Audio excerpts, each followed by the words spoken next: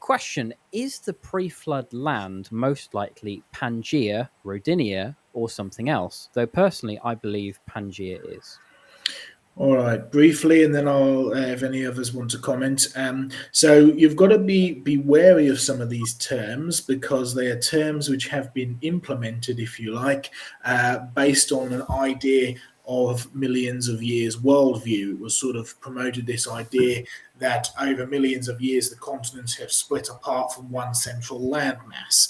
Now, I've got no issue with one central landmass. If you read in the book of Genesis, chapter 1, day 2, day 3 rather, God gathers the waters together into one place and lets the dry land appear. So you have a picture of one water mass, one land mass, and that's that, right? We're also told it in the account of the Noah's flood, the global flood, the global catastrophe, that you have landmass breaking up. We're told at the end, and it's paralleled in Psalm 104, the land rising up, the valley sinking down. We have a kind of a picture of vast earth movement.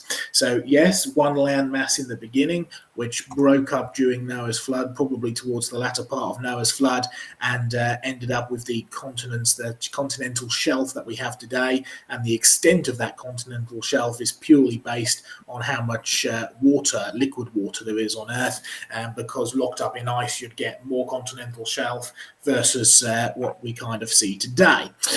So you have all these terms which have been given, everything from Pangea to Gondwana to Rodinia.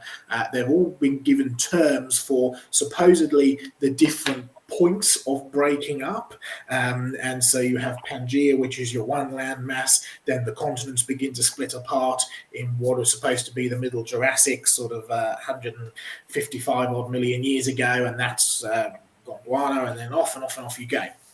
You've got to bear in mind that this breaking up of the continents, if you like, is happening during the year of the flood, and that if you read the history of Earth as a history over millions of years, then you're going to interpret this breakup as happening over millions of years, because you're going to assume that the present is the key to the past. Therefore, these are different time periods. So be wary of that. Start with scripture. One land mass, one water mass seems to be the indication, matches perfectly with what we see in the real world. A global flood which produces the majority of the fossil record and rips the Earth's continental shelf up. That fits with what we see in geology as well. And then fluctuations of climate over the last sort of 4,500 years gives us different elements of the continental shelf. So it all starts to kind of fit together.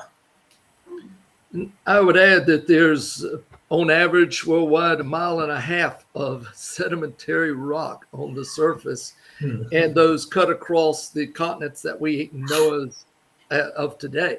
So these were not local.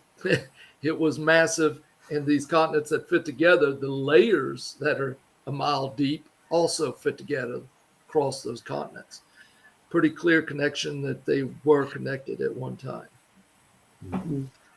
We have a question on this on the Ask John Mackay site if you want to look up for a bit more about it. John's given some background to the whole idea of continental drift.